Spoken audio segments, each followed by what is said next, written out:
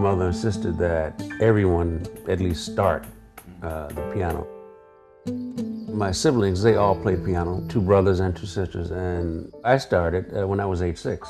I remember hearing my sister Barbara, sit down at the piano and playing some blues chords.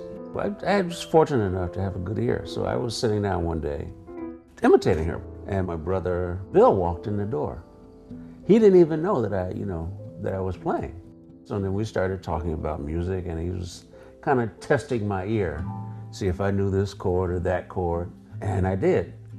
So then he got me a gig with the band he was playing with at the time. I came up, I guess, during the 50s.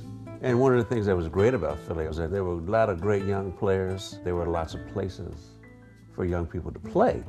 So really got a chance to work on your craft with your peers. It was like a great school.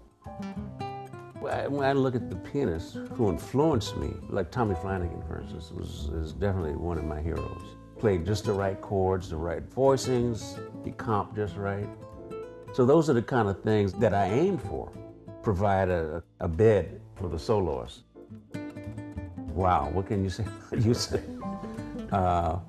He's very innovative in terms of his approach to music. When I first worked with him, I just graduated from high school. It was just a matinee, because in Philly we used to have matinees in the afternoon. Then shortly after that, I got a call from Yusuf to come to Detroit and play at the minor key with him. He always encouraged me to write. He encouraged me to go back to school. In that sense, he was just a really big influence on me. I just love him. You know, I loved his playing, but I think his writing more so than his playing, you know, because I could never play like him. I mean, obviously, you know, he was one of a kind. And sometimes I would do things, but it would be tongue-in-cheek. So it would be with a sense of humor. But that's also one of the things I loved about his playing, was the sense of humor and the quirkiness. And, you know, that touch he had was totally different from Tommy Flanagan's touch, because his touch was very percussive. I think Jazzmobile did a great thing. It was a great experience to work with young people. In addition to players, I think they helped develop people who appreciated the music and the history of the music. You wound up teaching at Rutgers. What was that like?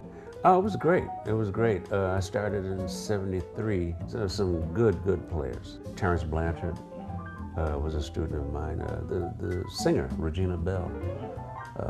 Saxophonist, Harry Allen. They all came through that program. So it was really great. I'm kind of like Art Blakey was. You know, he always wanted to surround himself with younger people. I enjoy playing with younger people for number one, the energy that they bring. It's nice to know that you may be helping someone, because it was certainly done for me.